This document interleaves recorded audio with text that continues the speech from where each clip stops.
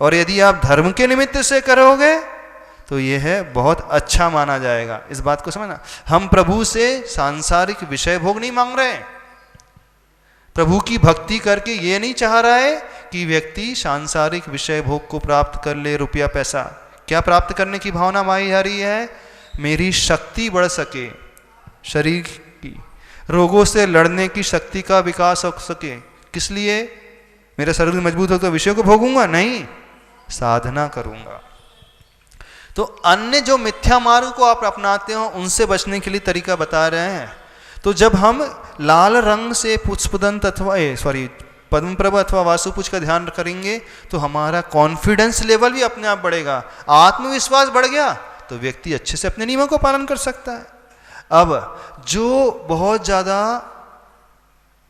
क्रूर स्वभाव वाले रहते हैं, गुस्सा जिन्हें बहुत आता है, जिन्हें वात्सल्य नहीं है जिनके मन में, उनके लिए कहा है कि कौन से रंग का? जो वात्सल्य से भरे होते हैं आचार परमेष्टि का ध्यान करें, पीले रंग का, अथवा उन तीर्थंकर का ध्यान करें जिनके शरीर का रंग सोने जैसा पीला है। तो 16 कंचन वर्ण के।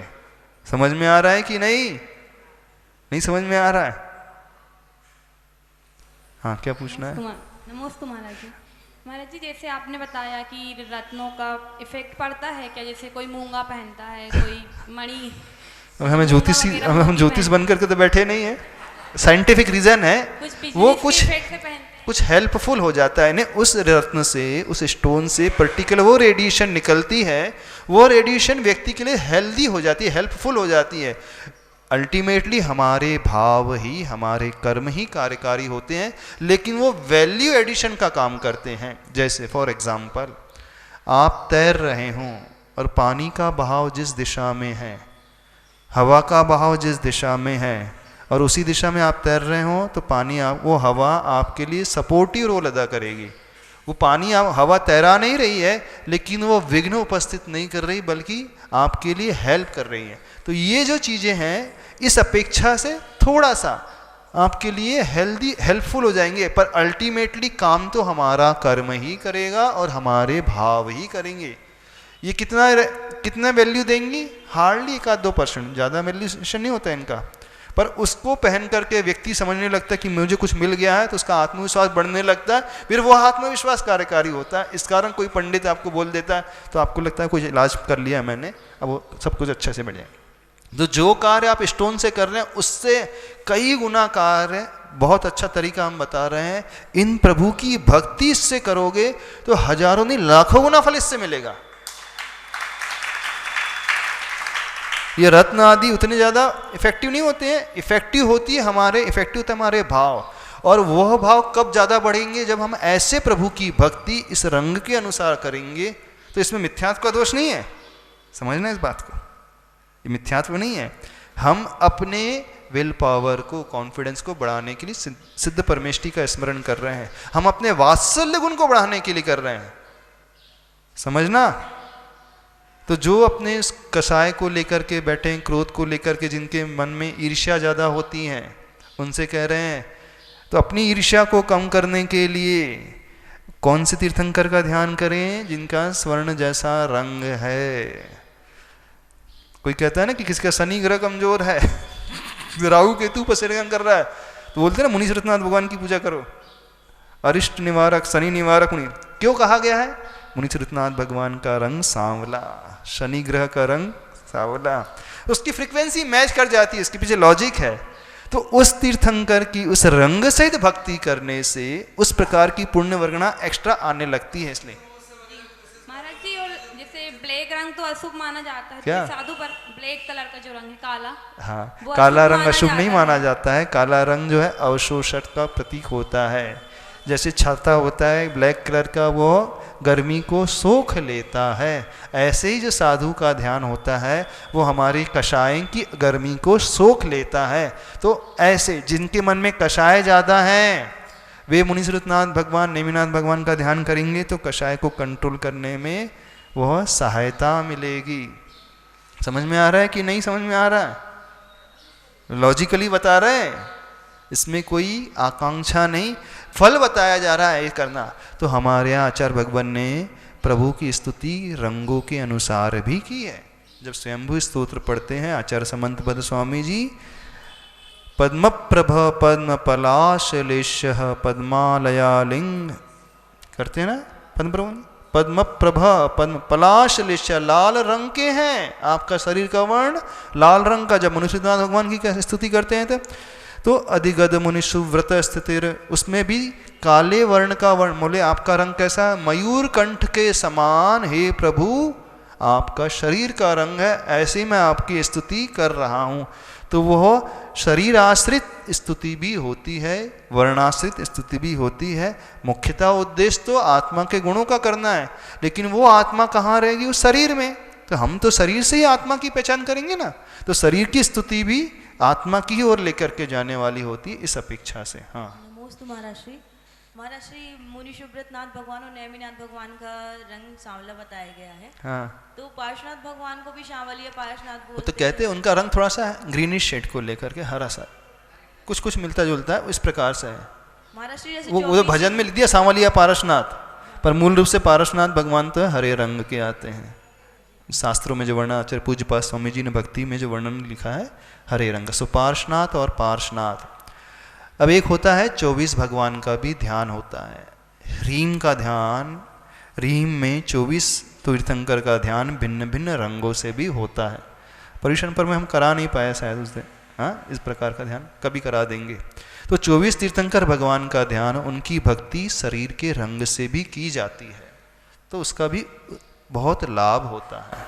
महाराष्ट्री चंदेरी में जो 24 है वो रंगों के हिसाब से दी गई है। हाँ, तो क्या जैसे अपन देखते हैं तो अब अपने यहाँ की 24 तो व्हाइट कलर की है, सफेद रंग में है। हाँ, और अब जैसे किसी को नहीं पता रहता है कि वांशपूज भगवान और ये सब अलग अलग कलर के हैं, तो हाँ।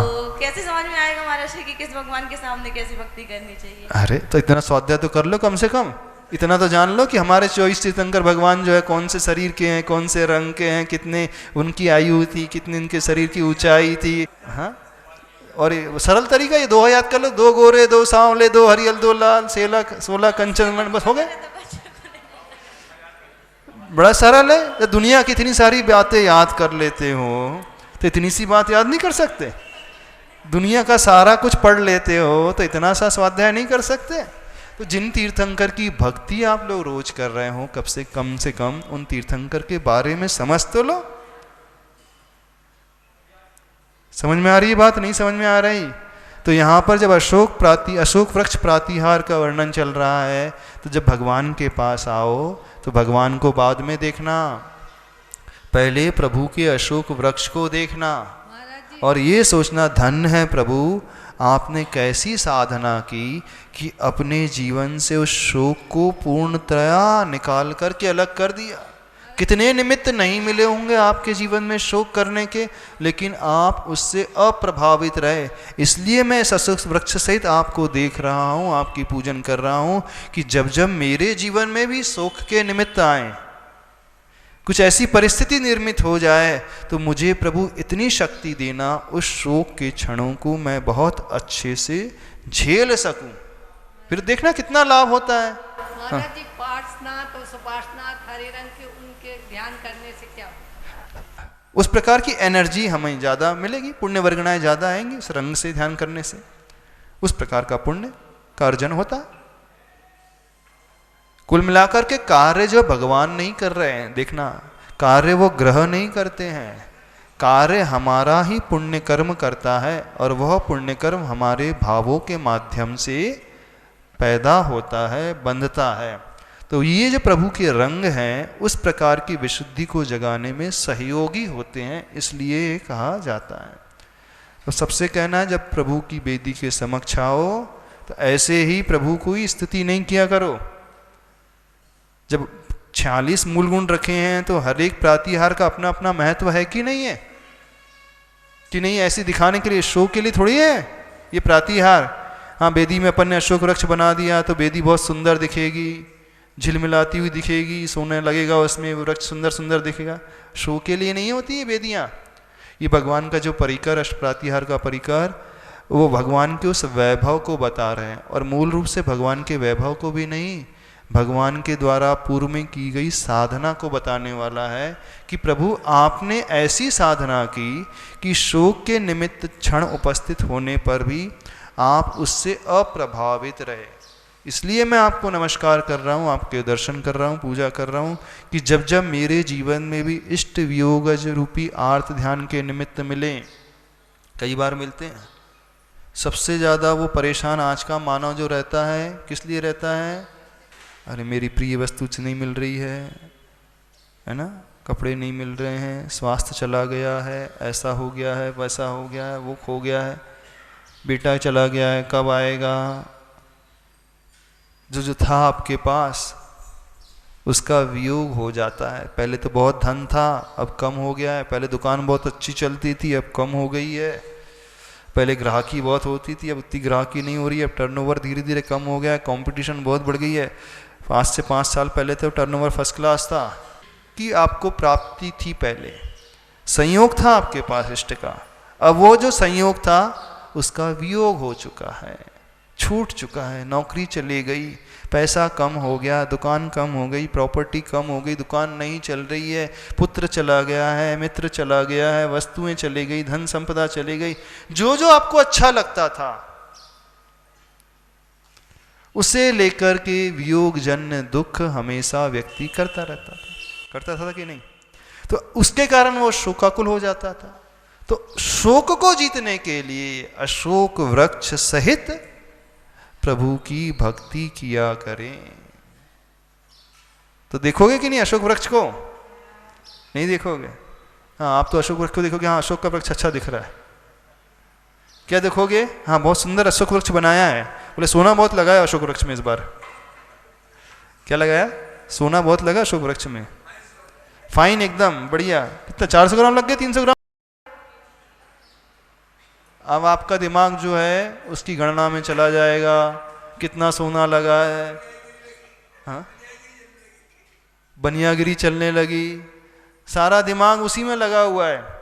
लेकिन अशोक वृक्ष जो है ये इसलिए नहीं बनाया गया था कि आप उसमें सोना देखो, उसकी हरी हरी सुंदर सुंदर पत्तियां देखो, मणियों की पत्तियां हैं, मरकत मणि आदि लगी, बोले इसलिए नहीं है।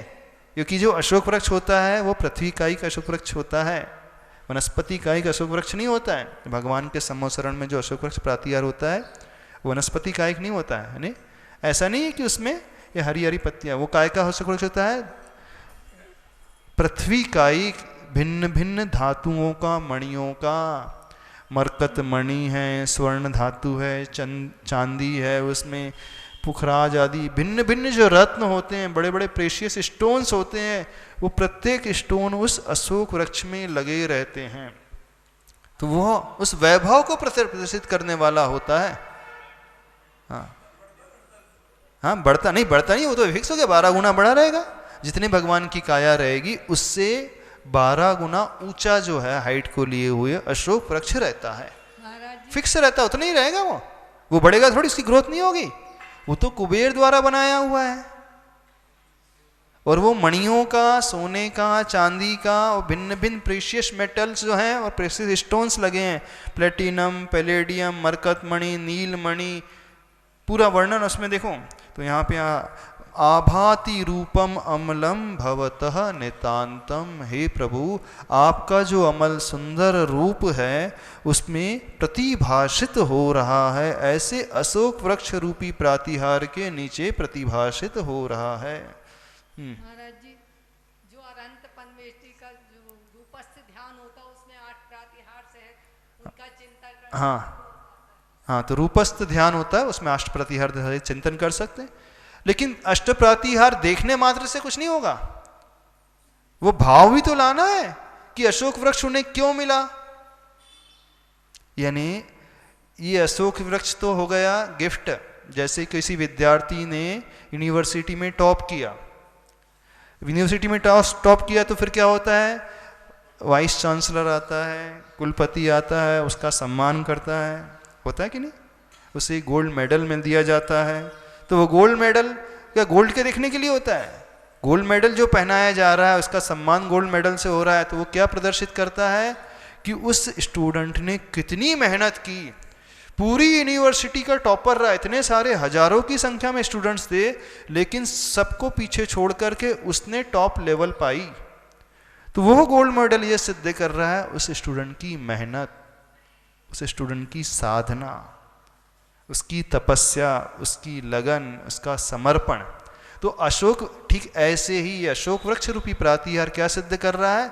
भगवान का वैभव नहीं बता रहा है, वो सिद्ध कर रहा है इन आदिनाथ भगवान ने जब मुनि अवस्था में कैसी कठोर साधना की, जब जब शोक का क्षण आया कोई उन्हें विकल्प नहीं, उस कषाय को, उस नो कषाय को उन्होंने बड़े अच्छे से जीता, तब कहीं जाकर के अशोक वृक्ष रूपी प्रातिहार को उन्होंने पाया। ये तो कोई दिखता ही नहीं, ये तो कोई सोचता नहीं। एक कॉज इफेक्ट रिलेशनशिप होती है, सुना ना? कारण कार्य व्यवस्था। कॉज मीन्स कारण और इफेक्ट मीन्स उसका कार्य फल। तो जैसे वो स्टूडेंट जिसने टॉप किया यूनिवर्सिटी में, वो तो इफेक्ट हो गया, उसके पीछे कारण क्या था, कॉज क्या था? उसकी मेहनत। तो आदिनाथ भगवान के लिए जो प्रातिहार मिला है अशोक वृक्ष, वो तो उसका रिजल्ट है, लेकिन कॉज क्या रहा उनका? वह तपस्या भरा जीवन, उनकी वह साधना, वह समता की साधना, यह प्रदर्शित करती है। हाँ नमस्ते महाराज जी। महाराज जी, जब भगवान का विहार होता है, दूसरी जगह समूसरण रचता है, हाँ। तो जो वैभव होता है अशोक वृक्ष या जो 8 प्रातिहार होंगे, वो पुनः वही वाले रहते हैं? हाँ, वही कुबेर के द्वारा रचित होते हैं, तो पुनः वही हो जाते हैं। वही ले जाता है वो तो विक्रिया से तुरंत बना लेता है, अंतर्मूर्त में उसकी रचना कर देता है। तो जो एक जगह लगाया था वो दूसरी जगह वही लगा देता है। ये आर्टिफिशियल नहीं है, अपने थर्माकोल वाला अशोक वृक्ष है कि हाँ ये निकालने में टूट गया, अपन ने फिर से लगाया, रीयूज नहीं। वो तो स्वर्ग से आया हुआ अशोक वृक्ष होता है, स्वर्ग से मिले हुए अष्टप्रातिहार का वैभव होता है, वो कुबेर की रचना विशेष होती है। वो दूषित नहीं माना जाता है, वो जूठा नहीं हो जाएगा, वो रीयूजेबल नहीं है, ऐसा नहीं मानना। एक जगह लगा दिया फिर उसको वहीं छोड़ दिया, दूसरी जगह वो तो विलीन, जैसे ही भगवान का समोसरण से विहार हुआ, वह समोसरण तो विलीन हो जाता है, विलीन हो जाता है। और जहां प्रभु को अब जाकर के दिव्य ध्वनि का पान कराना है, उपदेश देना है, कुबेर जो है सौधर्मेंद्र के माध्यम से अपने अवधि ज्ञान से जान लेता है कि यहाँ प्रभु जी आएंगे, तो वह तुरंत वहां पे एडवांस में समोसरण लगा देता है। महाराज जी, जब अशोक वृक्ष की रचना कुबेर करता है, तो वो पृथ्वी का एक क्यों है, वो निर्जीव क्यों नहीं है? मणि जो होती है, जितने भी सोना है, चांदी है, धातुएं हैं, मणियां हैं, ये क्या है अपने आप में? निर्जीव है। पृथ्वी कायिक से प्राप्त पृथ्वी, हाँ तो पृथ्वी कायिक तो है, वो तो जीव है। पृथ्वी कायिक अपने 5 स्थावर है ना, पृथ्वी जल अग्नि वायु जो है वो भी जीव है। हाँ, पृथ्वी से निकलने के बाद निर्जीव हो जाएगा? नहीं, पृथ्वी का एक जीव की जघन्य अवगाहना जो है ना, मिनिमम जो साइज होता है अंगुल का असंख्यातवाद, भले ही उससे निकाल लिया आपने, माइन से पत्थर निकाल लिया, सोना निकाल लिया, हीरा निकाल लिया, उस समय निकालने के बाद तो निर्जीव हो गया, उसमें आपने तराश लिया, लेकिन उसको बाद में कोई और आकर के अपना शरीर बना सकता है, उसमें जीवत उत्पन्न हो सकता है, जीव जन्म ले लेता बाद में। पृथ्वी काय है, पृथ्वी कायिक है, वो काय नहीं है, पृथ्वी कायिक है, जीव है। भगवान के समोसरण में तो वो पुष्प भी आते हैं और उसमें भौरे भी हैं, तो भौरे उत्पन्न हो जाते हैं, समूर्छन, इतने सुगंधित पुष्प आएगा तो भौरे उत्पन्न हो गए वहां पे। छत्र चवर ये सब क्या? सब धातुओं के हैं, सोने चांदी के बने हुए हैं। आएंगे एक एक प्रतिहार का वर्णन आएगा। सब पृथ्वी का है। हाँ बिल्कुल पृथ्वी का ही। नमस्ते। कुबेर रचना कर रहा है, जैसे अच्छा एक एग्जाम्पल दे रहे हैं। अब आपने एक माचिस की तीली जलाई, सुनना, तो उससे तीली को जलने से उसमें अग्नि पैदा हुई कि नहीं? तो आपने क्या अग्नि का एक जीव को पैदा कर दिया? नहीं किया, नहीं। वो जो अग्नि पहले पैदा होती है अंतर्मूर्तक, वो निर्जीव अग्नि रहती है, फिर उस अग्नि को काया बना करके जीव उत्पन्न हो जाता, तब अग्नि कायिक। तो कुबेर ने जो रचना की वो तो निर्जीव है, फिर उसमें आकर के जीव जन्म ले लेता है, ऐसा। हाँ, सोने की झाड़ी है, ये सोना है, ये चांदी है, जब मेल्ट किया गया, भट्टी में तपाया गया, तब तो ये अजीव हो गया, निर्जीव हो गया। लेकिन अब इतने समय तक यहाँ रहता है तो हम नहीं कह सकते उसमें जीव नहीं, उसमें आकर के कोई जीव उत्पन्न हो सकता है, कभी भी हो सकता है, समूर्छन जीव है। जैसे घास फूस अपने आप पैदा हो जाती है, पृथ्वी को काया बना करके जन्म ले लिया, जल को काया बना करके जन्म ले लिया, तो वो जल का एक, जैसे ऊपर बादलों से बारिश होती है, जो बूंद गिरती है वो शुद्ध जल होता है, फिर अंतर मुहूर्त के पश्चात उस शुद्ध बूंद में, जल की बूंद में जीव आकर के पैदा हो जाता है, तो वो जल कायिक हो जाता है। जैसे लैब में हाइड्रोजन ऑक्सीजन को मिलाया, H2O वाटर फॉर्मेशन में आ गया, तो जो वाटर बना वो शुद्ध जल, उसमें जीव नहीं रहता है। लेकिन अंतर मुहूर्त के पश्चात, कुछ देर के पश्चात उस जल को काया बना करके कोई आत्मा आ लेती है, आ जाती है, जन्म ले लेती, तो वो जल कायिक हो जाता है।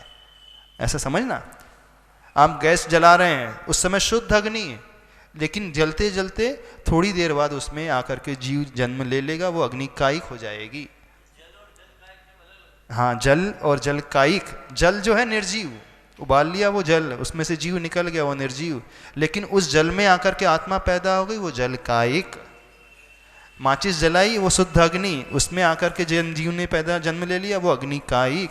पृथ्वी आपने ये सोना चांदी लाया, ये शुद्ध धातु पृथ्वी, उसमें आकर के जन्म ले लिया, वो पृथ्वी कायिक। आपने पंखा चालू किया, शुद्ध वायु, उस वायु में आकर के जीव ने जन्म ले लिया, वो वायु कायिक। समझना इसको, इस प्रकार से होता है। यानी आप जो है कर रहे हो तो जीव को पैदा नहीं कर रहे, आप एक योनि स्थान पैदा करते हो और उसमें आकर के वो जीव जन्म लेता है। तो ये अशोक वृक्ष को जब देखें प्रभु के, तो ये सोचना धन्य है प्रभु, आपने उस शोक को जीत लिया, और ऐसे ही अशोक के भाव को पाने के लिए मैं आपकी वंदना करता हूँ। श्लोक नंबर 28 चल रहा है भक्तामर स्तोत्र का। यह स्तोत्र दुनिया का एक अद्भुत स्तोत्र है। इस स्तोत्र के प्रति जो श्रद्धा चारों तरफ देखने मिलती है, जो भक्ति देखने मिलती है, वो अलग ही प्रकार की भक्ति है। बहुत सारे लोग जैन ही नहीं, अजैन भी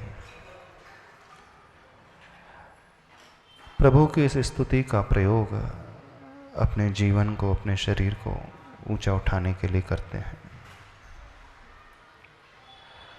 अन्य लोग भक्तामर स्तोत्र का उपयोग प्रायः शारीरिक स्वास्थ्य के लिए करते हैं।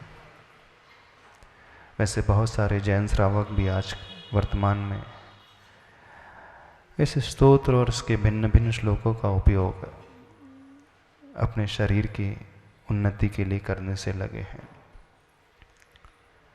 लेकिन यदि आप इसके श्लोकों को मात्र शारीरिक उन्नति का कारण अथवा शारीरिक स्वास्थ्य का कारण मानते हो, तो थोड़ी सी आपकी ये भूल मानी जाएगी। यदि देखा जाए तो ये भक्तामर स्तोत्र शरीर के लिए नहीं है, मुख्यतः हमारे मन और हमारी आत्मा के लिए है। जो लोग मन से बहुत कमज़ोर हैं, जो लोग बहुत जल्दी भयभीत हो जाते हैं, घबरा जाते हैं, जिन्हें चिंता और शोक का माहौल सताते रहता है, अथवा जिनका स्वभाव ऐसा है कि बहुत जल्दी वो चिंतित हो उठते हैं, टेंशन में आ जाते हैं, शोक में डूब जाते हैं, खासकर उन सभी से कहना है, यदि आप इस स्तोत्र और इस श्लोक का अवलंबन लोगे तो आपको बहुत लाभ रहेगा। हमारा उद्देश्य आपको लालच दिखलाना बिल्कुल नहीं है, नहीं तो आप भी कहने लगोगे महाराज जी आप भी तो लालच दे रहे हो। दे रहे हैं लालच?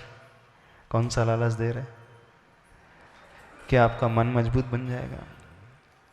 हमारा लालच है आपकी आत्मा को मजबूत बनाना, और आत्मा की मजबूती होती है परिणामों की मजबूती से। परिणाम व्यक्ति के जितने व्यवस्थित रहेंगे, ऊंचे स्तर के रहेंगे, निर्मल और शांत रहेंगे, वह व्यक्ति उतना ही आनंदित रहेगा। तो हमारा उद्देश्य आपको भीतरी आनंद को प्राप्त कराना है। क्योंकि शारीरिक स्वस्थता अथवा शारीरिक अस्वस्थता भी बहुत कुछ हमारे मन के परिणाम पर आधारित रहती है। व्यक्ति शरीर से बीमार बाद में पड़ता है, मन से बीमार वो पहले पड़ जाता है। तो मन बीमार ना पड़े, इसलिए इस श्लोक का, इस स्तोत्र का आलम्बन लेना है। इसका उच्चारण पहले कर लें, श्लोक नंबर 28 का। उच्चैरशोक तरु संसृत मुन्मयोख मा भाति रूपममलं भवतो नितान्तं स्पष्टोल्लसत्किरणमस्ततमोवितानं बिम्बं रविरिव पयोधर पार्श्ववर्ती। इस श्लोक में आचार्य भगवान अशोक प्रातिहार्य का वर्णन कर रहे हैं। इस प्रातिहार्य के माध्यम से प्रभु की भक्ति कर रहे हैं। यदि आपकी दृष्टि इस ओर गई हो तो समझने की कोशिश करना। प्रातिहार तो कहने के लिए है, मुख्य रूप से यह श्लोक जो है मन को सुव्यवस्थित बनाने का श्लोक है। अपनी मन की धारणा शक्ति को, अपने मन के विश्वास को ऊपर उठाने वाला है। क्योंकि हम मन से कमजोर जो बनते हैं, उस तनाव के कारण, उस शोक के वातावरण को जब हम गहरा अपने भीतर बैठा लेते हैं, प्रभु को और प्रभु के परिकर को इस प्रकार से थोड़ा सा देखने की कोशिश करना। प्रभु के अष्ट प्रातिहार्य को इस ढंग से परखने की और निरखने की कोशिश करना। वह भी हमें कुछ दे रहा है, कुछ सिखा रहा है, लेकिन सीखना हमें होगा, वो स्वयं नहीं कहेगा। जो सीखने की कला जानता है वो बहुत कुछ पा जाएगा, और जो नहीं जानता है वो कुछ भी नहीं पाएगा। अब आप कहोगे कि महाराज जी अशोक वृक्ष रूपी प्रातिहार है, तो हम अशोक वृक्ष को ही देख लेना, क्या परेशानी है गार्डन में जाकर के, है ना। देखो, जहां तक तर्क शक्ति की बात है, सामने वाला तर्क रख सकता है कि नहीं। किसी व्यक्ति ने कह दिया आप मंदिर में बुला रहे हो, मंदिर में आकर के प्रभु को देखना और प्रभु के पीछे अशोक वृक्ष रूपी प्रातिहार को देखना, इससे अच्छा हम गार्डन में जाकर के अशोक वृक्ष को ही देख लें। साक्षात अशोक वृक्ष को देखने से ज्यादा लाभ होगा। क्यों? तर्क सही है कि नहीं नरेंद्र जी? प्रभु की प्रतिमा के पीछे वेदी में उस अशोक वृक्ष रूपी प्रातिहार को देखना और अशोक वृक्ष को साक्षात देखना, किससे लाभ ज्यादा मिलेगा? बताओ हमें, किसमें ज्यादा लाभ मिलेगा? दिमाग क्या कहता है, बुद्धि क्या कहती है? बुद्धि ये कह रही है ना कि गार्डन वाले अशोक वृक्ष को देखने से ज्यादा लाभ होगा, और हम दिमाग दे दें आपको, उससे फ्रेश ऑक्सीजन भी मिलेगी, फ्रेश एयर भी मिलेगी, शुद्ध वायु, प्राणवायु मिलेगी। यहां से तो मिल भी नहीं रही है। बात समझ में आ रही है? तो किसे देखना चाहिए? अशोक वृक्ष रूपी प्रातिहार को देखना कि अशोक वृक्ष को देखना लाइव? क्यों? जो पढ़े लिखे हैं वो क्या बोलेंगे? गार्डन वाले वृक्ष को देखना चाहिए कि वेदी वाले अशोक वृक्ष को देखना चाहिए? बताओ तो सही हमें, क्या देखें? या मंदिर में अशोक वृक्ष लगवा दें प्रवेश हॉल में कि पहले ही? अच्छा, जो कम पढ़े लिखे हैं, जो पढ़े लिखे हैं गार्डन जाएंगे। अरे पढ़ा लिखा तो और अच्छे से प्राप्त करेगा लाभ। बात समझने की कोशिश करना। हमें अशोक वृक्ष कुछ नहीं दे रहा है, हाँ, अशोक वृक्ष से फ्रेश एयर तो मिल जाएगी, फ्रेश ऑक्सीजन तो मिल जाएगी, लेकिन यहाँ पर जो अशोक वृक्ष दिखा रहा है, सिखा रहा है, वो कुछ अलग ही सिखा रहा है। और सही मायने में अशोक वृक्ष भी हमें कुछ नहीं दे रहा है। अशोक वृक्ष तो परिणाम है, रिजल्ट है। अशोक वृक्ष तब वह रिजल्ट को देने वाला होगा जब हम प्रभु के स्वरूप को देखेंगे कि उन्हें अशोक वृक्ष मिला क्यों है। कहा जाता है घोड़े को पानी दिखा करके आ जाओ। ना समझ लोग होते हैं, घोड़े को ले जाते नदी किनारे, दिखा दिया पानी, फिर आ गए वापस। आपने तो कहा था पानी दिखाना था, हमने दिखा दिया। ऐसी होता है कि? अथवा कहा जाता है, माँ कहती है बच्चे से, बेटा घी की रक्षा करना है, कौआ आए तो कौए से घी की रक्षा करना है। अब बेटा है, कौए को देख रहा था, कौआ ना आ जाए, कौआ ना जाए, लेकिन इतने में पीछे से बिल्ली आई और बिल्ली घी चट करके, मक्खन चट करके चले गई। माँ ने तो क्या कहा था, कौए से रक्षा करना है। ये तो कहा ही नहीं कि बिल्ली से भी रक्षा करना है। क्या समझ में आ रही बात? कौए से रक्षा करना है कि बिल्ली से रक्षा करना है? इंपॉर्टेंट कौआ था कि इंपॉर्टेंट बिल्ली, कि इंपॉर्टेंट घी मक्खन क्या है? इंपॉर्टेंट तो घी था, वो मक्खन था, उसको सुरक्षित रखना था। कौआ तो उपलक्षण था। जब कहा जा रहा है कौए से रक्षा करो, तो अन्य सारे पशु पक्षियों से भी उसे बचा करके रखना है। जब कहा जाता है कि घोड़े को नदी दिखा करके आ जाओ, पानी दिखा करके आ जाओ, तो पानी दिखाना उद्देश्य थोड़ी होता है। उद्देश्य तो प्यास को बुझाना होता है। वहां जाकर के वो घोड़ा जलपान कर ले, पानी पी ले, तो उसकी प्यास बुझेगी। छोटे बच्चे हैं बेचारे, समझ इतनी नहीं है ना उनमें, ना समझ है। जितना बताओगे उतना ही वो करेंगे।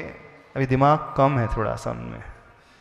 आप लोग समझदार हो, बड़े हो, पढ़े लिखे हो ना, कि बच्चे हो? बताना हमें, पढ़े लिखे होंगे, बच्चे ही हो अभी? क्या हो? शायद सब आकर के यहाँ पर उस अशोक वृक्ष रूपी प्रातिहार को देख करके चले जाते हैं। बड़ा सुंदर वृक्ष है, शिल्प तो बहुत अच्छा बना है, शिल्पी हैं, कारीगर ने बड़ी अच्छी डिजाइनों की रहे हैं। एकदम ऐसा लगता है वैसी ही पत्तियां हैं जैसे अशोक वृक्ष की होती है ना, ऐसी लगता है ना, जैसे ओरिजिनल अशोक वृक्ष होता है ना, उसकी शाखाएं, उसकी पत्तियां, उसका जो झुकाव है, उसका जो शेप है, वो एकदम ऐसे शेप में बढ़ के फैल करके फिर वो ए शेप में जैसे वो बढ़ता है ना, बिल्कुल बोले ऐसे ही अशोक वृक्ष लग रहा है। गजब की कला है, गजब का आर्ट है, और गजब का स्वर्ण लगा है, गजब की बेदी है, गजब की आपकी समझ है, गजब का आपका ज्ञान है, गजब का आपका विवेक है, गजब की आपकी भक्ति है। मानना तो पड़ेगा। धन्य है आप, धन्य वो बालक जो कौए से रक्षा कर रहा है घी की। हाँ, ये बात अलग, बिल्ली खा रही है तो वो धन्य वो बालक, धन्य वो अज्ञानी जो घोड़े को पानी दिखा रहा है। धन्य आज के भक्त जो अशोक वृक्ष देख रहे हैं मंदिर में आकर के। बात ही नहीं समझी लोगों ने, समझी नहीं। समझने की चेष्टा होना चाहिए। अशोक वृक्ष दिखाना उद्देश्य है ही नहीं, उद्देश्य तो कुछ और है। भगवान की बेदी को सजाना उद्देश्य है ही नहीं, भगवान के अष्टप्रातिहार को देखना कोई उद्देश्य होता ही नहीं, उद्देश्य कुछ अलग ही है। जब तक वह उद्देश्य समझ में ना आए, पर्पस समझ में ना आए, कुछ नहीं होता है। और शायद ऐसा ही देखने में आता है। जहां तक हम समझते हैं, हार्डली 0.1% लोग अष्टप्रातिहार को दूसरे उद्देश्य से देखते होंगे। देखते हैं जो उसके पीछे भाव छिपा हुआ है, उस भाव से निहारते होंगे आप। मां का जो उद्देश्य था घी और मक्खन की रक्षा करना, आचार्य भगवान का भी उद्देश्य है। अशोक वृक्ष की शिल्प को, कला को नहीं देखना है, प्रभु की साधना को देखना है।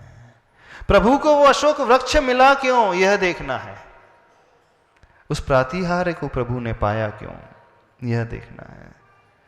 थोड़ा और गहरे में जाए तो प्रभु की साधना को भी नहीं देखना है। हमें प्रभु को देख करके उनसे क्या पाना है, यह देखना है।